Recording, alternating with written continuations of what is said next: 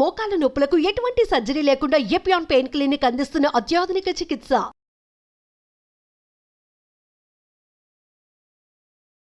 బయట ఫుడ్స్ తింటూ ఉంటాం కదా, తెలుసు అందరూ చూస్తూనే ఉంటారు. అగైన్ అండ్ అగైన్ అది ఎన్నోసార్లు బాయిల్ అయ్యి దాంట్లో వేసి పూరి ఇలాంటి బోండా ఇలాంటివన్నీ, వడ ఇలాంటివన్నీ.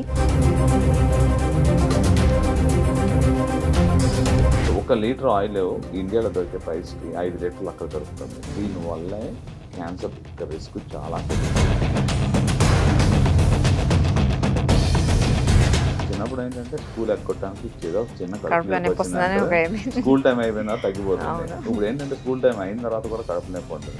So simple thing, you turn the question the other way around. Only పెరుగన్నం తిని దాంతోపాటు you don't feel the kick. అది వినడానికి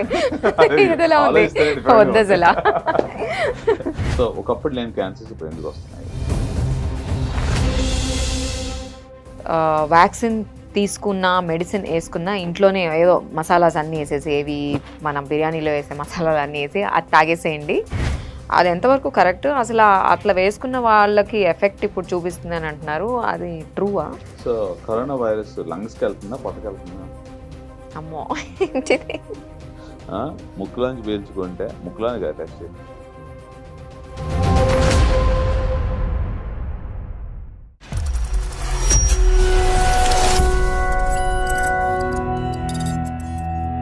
welcome to Suman TV doubt with doctors. మనం బ్రేక్ఫాస్ట్ నుంచి మిడ్ నైట్ వరకు చాలా రకరకాల డిఫరెంట్ ఫుడ్స్ తింటూ ఉంటాం. చాలా టేస్టీగా, ఎవరైనా టేస్టీగా ఉందని ఇన్స్టాగ్రామ్లో ఒక పోస్ట్ పెట్టాం కానీ అక్కడికి వెళ్ళిపోయి తినేస్తూ ఉంటాం. తర్వాత పొట్టలో నొప్పి వస్తుంది అంటూ ఉంటాం. సో వీటన్నిటికి రీజన్ ఏంటో తెలుసా మీకు? చాలామందికి గ్యాస్ ఇష్యూస్ వస్తున్నాయి. అసలు ఇది ఎందుకు వస్తుంది? మరి సొల్యూషన్ తెలుసుకోవాలని కదా. సో ఈ ప్రోగ్రాంలో మనం డాక్టర్ చంద్రశేఖర్ పులితో ఉన్నాము. సో తను లండన్ గ్యాస్ట్రో నుంచి వచ్చారు. ఈ షో మొత్తం అసలు ఏ ఫుడ్ తినాలి, ఏ ఫుడ్ తినకూడదు, విమెన్ ఏం తినాలి, మెన్ ఏం తినాలి, అసలు ఈ డైట్స్ ఏంటి, ఈ షో మొత్తం మీకు ఫుల్ డౌట్స్ క్లారిఫై అయిపోతుంది. సో స్టార్టింగ్ నుంచి ఎండింగ్ వరకు మీరు ఐ బ్లింక్ చేయకుండా చూసేయండి. So let's start the show. Welcome to our show doctor Chandrashekhar. How are you? Fine, thank you very much. అయితే ఆయిల్స్ దగ్గరకు వస్తే, బయట ఫుడ్స్ తింటూ ఉంటాం కదా, తెలుసు అందరూ చూస్తూనే ఉంటారు. అగైన్ అండ్ అగైన్ అది ఎన్నోసార్లు బాయిల్ అయ్యి దాంట్లో వేసి పూరి ఇలాంటి బోండా ఇలాంటివన్నీ, వడ ఇలాంటివన్నీ కానీ తింటూ ఉంటాం. మళ్ళీ కడుపులో నొప్పి, మోషన్స్ ఏదో ఒకటి అవుతూ ఉంటుంది కదా. సో ఒక ఆయిల్ అన్నిసార్లు బాయిల్ అయిన ఫుడ్ని తినడం కరెక్టా? ఓకే, మంచి పాయింట్ అడిగారు. నాకు ఒక తెలియని పాయింట్ ఏంటంటే 1 లీటర్ ఆఫ్ ఆయిల్ ఎంత ఇండియాలో? 160, 180. So it's quite expensive. అంటే నార్మల్ ఇదైతే. అదే కొంచెం వుడ్ ప్రెస్డ్ ఇట్లాంటివి అయితే 300+. ఓకే, సో చాలా మంచి పాయింట్ చెప్పారు నాకు. So basically I'm sorry to ask this, నాకు ప్రైసింగ్ తెలియదు కాబట్టి అడిగాను. సో యావరేజ్గా యూకేలో I think 5 litres of oil is almost same price what you're telling. అంటే ఎందుకు వల్ల అంటే ఇక్కడ ప్రొడ్యూస్ చేసిన ఆయిల్ అక్కడికి వెళ్తుంది. అక్కడ తక్కువ ఉంది, ఇక్కడ ఎక్కువ ఉన్నది. సో అక్కడ 5 లీటర్స్కి 5 pounds ఎంతో అనుకుంటా, నాకు తెలిసినంత వరకు sunflower oil, if I remember rightly. So 1 litre oil ఇండియాలో దొరికే ప్రైస్కి 5 లీటర్లు అక్కడ దొరుకుతుంది. సో బేసికలీ మనం ఏం చేస్తున్నాము, దాన్ని ప్రైసింగ్ సేవింగ్ చేయడం కోసం క్వాలిటీ కాంపిటీషన్లోకి వెళుతూ ఉన్నాం. సో ఫస్ట్ పాయింట్ ఏంటంటే, so you need to keep a cap on the daily usable ingredients. So దానివల్ల ఏమవుతుందంటే కాంపిటీషన్ తగ్గి దాంట్లో ఒక మెచ్యూరిటీ లెవెల్స్ వస్తూ ఉంటుంది. First point. సో ఒకే ఆయిల్ని మళ్ళీ రీహీట్ చేయడం వల్ల ప్రాబ్లం ఉందా లేదా అనేది చూసుకుంటే, దీంట్లో సాచురేటెడ్ ఫ్యాట్స్, అన్సాచురేటెడ్ ఫ్యాట్స్ అని మన అందరికీ తెలిసిందే. అంటే దీనివల్ల కొలెస్ట్రాల్ పెరుగుతుందని, అది మంచి ఆయిల్, చెడ్ ఆయిల్ అని చెప్పి డిసైడ్ చేసేది. So basic terms on this one. When you're actually దాన్ని ఆక్సిడైజ్ చేసినప్పుడు, అంటే వేడి చేసినప్పుడు ఏమైపోతుంది అంటే unsaturated fats saturated fats, unsaturated fats అయిపోతూ ఉంటాయి. దానివల్ల ఏమవుతుందంటే దీంట్లోకి మనం తీసుకునే ఎస్పెషల్లీ ఈ ఫ్రైడ్ ఐటమ్స్లోకి వెళ్ళిపోతూ ఉంటుంది. దీనివల్లే క్యాన్సర్ రిస్క్ చాలా పెరుగుతూ ఉంటుంది. ఓకే. అండ్ ఇంకోటి, ఈ మధ్య కిడ్స్ని చూసారు కదా, పిల్లలు వీకెండ్స్ వస్తే చాలు పేరెంట్సే వాళ్ళని పిజ్జాలని, బర్గర్స్ అని ఆ ప్లేస్కి తీసుకొని వెళ్ళి వాళ్ళు ఫుడ్ ఎక్కువ తింటూ ఉంటారు, ఇట్లాంటివి మోస్ట్లీ. సో అది మన ఫుడ్ కాదు, మనకు తెలిసిన విషయమే. బట్ పిల్లలు అడుగుతున్నారో లేకపోతే పేరెంట్స్ అలాంటి మనం తినలేదు కాబట్టి వాళ్ళకి తినిపించాలనుకుంటున్నారో తెలియదు, కానీ మోస్ట్ ఆఫ్ ద కిడ్స్ ఇలా వెళ్తున్నారు. అండ్ కిడ్స్కి చాలా హెల్త్ ఇష్యూస్ ఉన్నాయి. ఆ ఫుడ్ తినచ్చా తినకూడదా, అసలు ఎలాంటి ఫుడ్ పెట్టాలి, పేరెంట్స్కి ఏం చెప్తారు అసలు? వాళ్ళు అంటున్నారు, అచ్చా నేను తినలేదు కదా చిన్నప్పుడు, నా పిల్లలకి నేను పెడుతున్నాను. మంచి పాయింట్ అడిగారు. మనకు లేని మన పక్క వాళ్ళకి ఇవ్వాలి, మన పిల్లలకి ఇవ్వాలి అనేది కాన్సెప్ట్. అందుకే కదా we're actually striving hard to ఎన్నో Give them వెనకాల వేసుకోవాలి, ఎంతో ఇవ్వాలి అని చెప్తూ ఉంటారు. సో ఎస్, ఇవ్వాల్సింది సంస్కారం, పిజ్జాలు కాదు. పిల్లలకు నేర్పించాల్సింది values. That's what I think. ఎందుకు అని అంటే పిజ్జాలు బర్గర్లు కాదు, మనకి లేనిది వాళ్ళకు ఉన్నది అనేది ఏంటంటే మనం ఇవ్వాల్సింది వాళ్ళకి ఒక వాల్యూస్, వాళ్ళ యొక్క perception of towards life. So ఈ పిజ్జాలు బర్గర్ల వల్ల మీ ఇందాక మాట్లాడుకున్నాం, చిన్న వయసులోనే కడుపు నొప్పి వస్తుంది. ఒక మైదా పిండి కలుపుతారు వీటన్నిటిలో అని చెప్పాలంటే, దానివల్ల ఏమవుతుంది, ఒక రకమైన కడుపులు నొప్పి వస్తుంది. నాకు చాలా మంది పేషెంట్ చిన్నపిల్లలు వస్తుంటారు, కడుపులు నొప్పి వస్తుంది. చిన్నప్పుడు ఏంటంటే స్కూల్ ఎగ్గొట్టడానికి ఏదో చిన్న కడుపు నొప్పి వచ్చిందంటే స్కూల్ టైం అయిపోయిన తర్వాత తగ్గిపోతుంది. ఇప్పుడు ఏంటంటే స్కూల్ టైం అయిన తర్వాత కూడా కడుపు నొప్పి ఉంటుంది. ఇది ఎందువల్ల అంటే మనం తీసుకున్న ఫాస్ట్ ఫుడ్స్, చిప్స్, లేకపోతే వేరియస్ చాక్లెట్స్. ఒకప్పుడు ఏంటంటే I think we earn for those chocolates. For example మన గ్రాండ్ మదర్ వచ్చి ఒక చిన్న పని చేయమంటే they use to give pennies. So అది చేసుకుని దాన్ని సేవ్ చేసుకుని దాంట్లో చూసుకుని దోస్ ఆర్ కాల్డ్ వాల్యూస్. అది మనకు లేనిది వాళ్ళకి ఇవ్వడం అనేది ఏంటంటే you need to earn for your bread.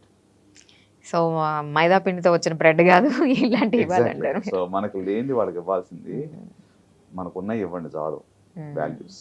Yeah, ఈ మధ్య ఒక మూవీలో కూడా వచ్చింది మైదా గురించి, మైదా వెరీ రీసెంట్. సో నేను అనేది ఎకరాల పొలం కాదు, మైదాలు కాదు, నేను చెప్పేది give children the values and they will sustain their life. And ఇంకోటి, ఇప్పుడు ఆయిల్ ఫుడ్ అంటే మోస్ట్లీ బిర్యానీనే తింటారు, అందరు వెళ్తే బిర్యానీనే తింటారు. అలాంటి ఆయిలీ ఫుడ్ తిని వెంటనే ఈ డ్రింక్ తాగొచ్చా, వేసుకోవచ్చా? సో ఇక్కడ basically for example we are talking about biryani కాబట్టి, లేకపోతే స్పైసీ ఫుడ్ తీసుకున్నప్పుడు కానీ, లేకపోతే మసాలా ఫుడ్. సో నేను జనరల్గా when I did this study నేను ఎలా అసోసియేట్ చేసుకున్నాను అని అంటే, just I put the same question opposite. ఇప్పుడు పెరుగన్నం తిని కోక్ తాగుతారా? No, you feel like odd. Yes, yeah, you don't like it. అంటే సంథింగ్ ఏదైతే స్టమక్ సూదింగ్ గా అనిపించింది తీసుకునేటప్పుడు ఇంకో సూదింగ్ ఆస్పెక్ట్ తీసుకోవాలంటే మీకు అనిపించట్లేదు. Point number 1. The reason I put this one so that people can get it. అదే కనుక ఒక స్పైసీ ఐటమ్ తీసుకునేటప్పుడు, for example you are eating some like fried chicken లేకపోతే పిజ్జానో సంథింగ్ లైక్ మీరు చెప్పిన బిర్యానీ తీసుకున్నారు for example, that has got too many spices. మనం యాడ్ చేసినప్పుడు దాంట్లో గార్లిక్ అనో ఇంకా వేరే వేరే ఉంటుంది. సో దట్ ఆ ఎసిడిటీని తగ్గించడం కోసం ఇవి ట్రై చేస్తున్నాం. So simple thing, you turn the question other way around. మీరు ఓన్లీ పెరుగన్నం తిని దాంతోపాటు తాగండి, you don't feel that kick.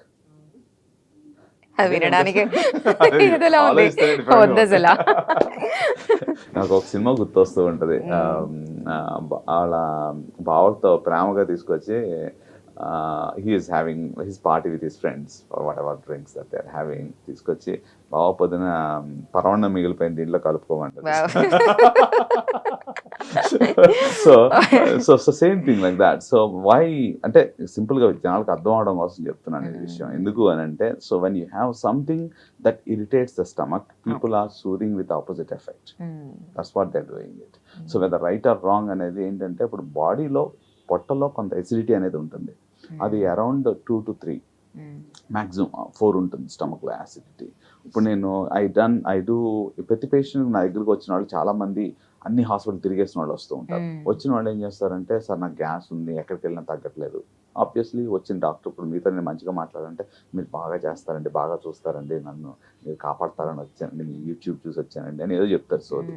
So అయిపోయిన తర్వాత నా వే ఆఫ్ ప్రాక్టీస్ ఎలా ఉంటుంది అని అంటే, ఏదో కౌలు చెప్పేదానికంటే if you actually show them the reason is this and that's why they're getting better. నా దగ్గర వచ్చే పేషెంట్స్ అందరికీ ఇంప్రూవ్మెంట్ ఎందుకు వస్తుంది అని అంటే, నేను వాళ్ళకి ఏం చేస్తాను, పిహెచ్ ఇంపిడెన్స్ అని ఉంటుంది. యాక్చువల్ లోపల పెట్టినప్పుడు చూపిస్తే వాళ్ళకి యాసిడ్ లెవెల్స్ 1 ఉంటున్నాయి, కొంతమందికి అయితే 0.5 ఉంటుంది.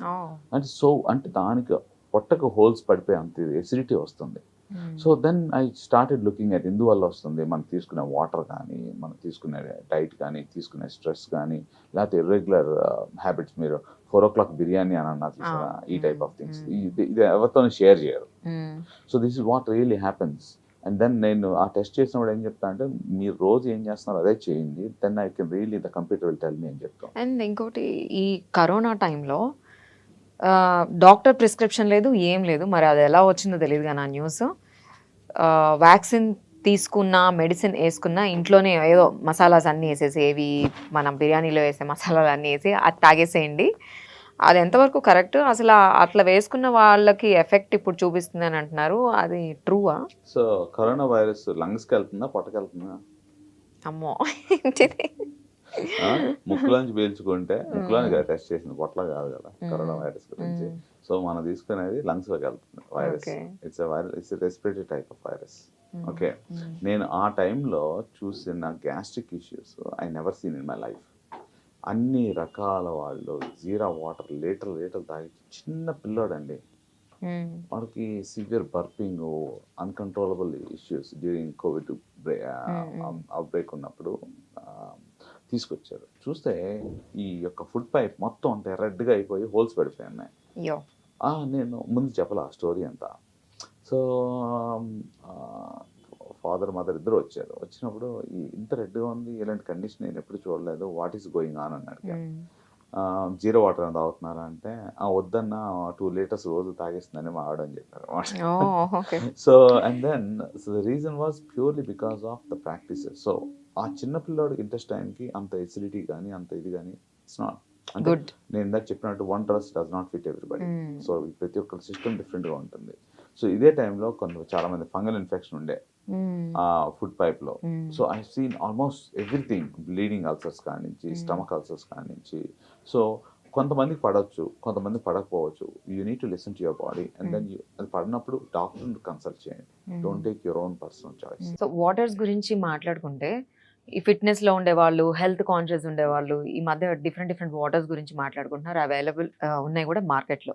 ఏంటంటే ఆల్కలైన్ అని విన్నా నేను. సో ఇట్లాంటివి తాగొచ్చా? అది ఎంతవరకు కరెక్ట్? అసలు బాడీకి సెట్ అవుతుందా అది? చాలా మంచి పాయింట్ అండి. So first of all what is good water and what are different types of waters available. ఈ 2 రకాలు అంటే ఎలాంటి వాటర్ దొరుకుతుంది. ఒకప్పుడు పూర్వం ఏంటంటే బ్యాక్టీరియా ఫ్రీ క్లీన్ వాటర్ ఉంటే చాలు అనే దాని నుంచి దాన్ని బెనిఫిట్ తీసుకుని డిఫరెంట్ మార్కెటింగ్ ఆఫ్ వాటర్స్ అనేవి వచ్చినాయి. సో దాంట్లో ఎంతవరకు హెల్త్ బెనిఫిట్స్ ఉన్నాయా లేదా అనేది debatable thing. First of all మనకు కావాల్సింది ఏంటంటే క్లీన్ వాటర్, మురికి నీళ్ళు కాకుండా తాగడానికి ఒక మంచి వాటర్ ఉండాలంటే దాంట్లో బ్యాక్టీరియా ఉండకూడదు, తర్వాత అమీబియాసిస్ ఇలాంటివి ఏమి లేకుండా ఉండాలి. సో దాన్ని డిస్ట్రాయ్ చేయాలి. ఫస్ట్ ఆఫ్ ఆల్ మనకి తాగడానికి పెలాటబుల్గా ఉండాలి. ఓకే, టూ సాల్టీ ఉండకూడదు, టూ డిఫరెంట్ టైప్స్ ఉండకూడదు. సో అందు గురించి కొంతమంది విదేశాల్లో చూస్తే బాటిల్స్ మీద దాంట్లో ఎన్ని న్యూట్రియంట్స్ ఉన్నాయి, మెగ్నీషియం ఎంత ఉంది, జింక్ ఎంత ఉంది, సిలీనియం ఎంత ఉంది అన్ని చెప్తూ ఉంటారు. దానివల్ల టేస్ట్ కూడా మారుతూ ఉంటుంది. ఒకటే వాటర్ బాటిల్స్ డిఫరెంట్ బ్రాండ్స్ ఉండి డిఫరెంట్ టేస్ట్ ఉంటాయి. నోటీస్ చేశారో లేదో, ఎస్పెషల్లీ విదేశాలు వెళ్ళినప్పుడు యూ ఓన్లీ ట్రై టు ఒక టైప్ ఆఫ్ బ్రాండ్ తాగాలనిపిస్తూ ఉంటుంది. So but we are actually looking at the safe water. అది ఒక పక్కన పెట్టేద్దాం. సేఫ్ వాటర్ అంటే ఏంటి? దాంట్లో బ్యాక్టీరియా ఉండకూడదు, ఏమి ఉండకూడదు, కొద్దిగా తాగడానికి నీట్ గా ఉండాలి. సో ఇవి పోయి ఒక ఆల్కలైన్ వాటర్ అని, ఇప్పుడు ఈ మధ్య హైడ్రోజన్ వాటర్ కూడా విన్నారో లేదో మరి, అది కూడా విన్నాను నేను. ఇంకేవో నాకు నేమ్స్ గుర్తుకు రావట్లేదు కానీ ఇంకో 2-3 డిఫరెంట్. అసలు దాంట్లో కూడా ఎంత మార్కెటింగ్ అయిపోయిందనంటే కింద బటన్ ఉంటుందంట, ఆ కింద హైడ్రోజన్ అంతా ఒక క్యాప్సూల్ లో ఉంటుంది. తాగేటప్పుడు ఇలా కొడితే కిందకి బబుల్స్ వస్తాయంట పైకి. So that it create some pressurization, like carbonated water ఎలా ఉంటుందో అలా వస్తూ ఉంటుంది. సో దాన్ని మార్కెటింగ్ ఏం చెప్తున్నారు అంటే అది 250 ml అంటే ఒక గ్లాస్ నీళ్ళు తీసుకుంటే ఆల్మోస్ట్ ఈక్వలెంట్ టు 1/2 లీటర్ తాగినట్టు ఉన్నది అనే ఫీలింగ్ లో వస్తుంది. But again it's in the research model. So చాలా మంది అథ్లెటిక్స్ కి ఇస్తున్నారు అనమాట to make them hydrated. So next point ఏంటంటే అసలు మామూలుగా ఎంత pH లెవెల్స్ లో ఉండాలి ఈ acid water, so that it is good for our health. ఇందాక చెప్పాను మీకు, స్టమక్ లో యాసిడ్ అరౌండ్ 4 ఉంటే డైజెషన్ స్టార్ట్ అవుతుంది, దానికంటే ఎక్కువ ఉంటుంది. నార్మల్ గా వాటర్ ఎలా ఉంటుందంటే బిట్వీన్ 8 to 9 ఉన్నది is right pH for water. So ఈ ఆల్కలైన్ వాటర్ తీసుకోవడం వల్ల కొంత మనకి బాడీ హైడ్రేషన్ వాల్యూస్ కానీ they are different values. So again these are debatable. Complete గా దీని మీద నేను ఐ డోంట్ థింక్ ఇదే రైట్ వాటర్. కంగన్ వాటర్ అని అంటారు, ఆల్కలైన్ వాటర్ అని అంటారు, హైడ్రోజన్ వాటర్ అని అంటారు, ఎసిడిక్ వాటర్ అనేది I don't think.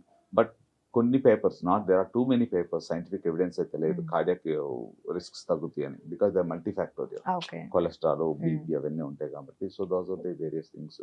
But in general I think alkaline water and Kangen waters they're all fine. Make sure most importantly ఏంటంటే దాంట్లో బ్యాక్టీరియా లేకుండా, కంటామినేషన్ లేకుండా చూసుకోవాలి.